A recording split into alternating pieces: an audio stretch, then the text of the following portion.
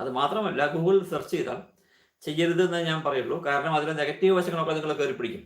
Panic attack ഉണ്ടായവർ, panic disorder ഉള്ളവർ ഗൂഗിളിൽ search ചെയ്താൽ, യൂട്യൂബിൽ വീഡിയോസ് കണ്ടാൽ അതിലെ നെഗറ്റീവ് വശങ്ങളിൽ മാത്രം കയറി പിടിക്കും എന്നൊരു പ്രശ്നമുണ്ട്. അതിന് ഞാൻ പിന്നീട് പറയാം. അത് എൻ്റെ എല്ലാ വീഡിയോസിലും ഞാൻ പറയാറുണ്ട്. അതിന് പ്രധാനപ്പെട്ട കാരണം പേടിച്ച മനസ്സാണ്.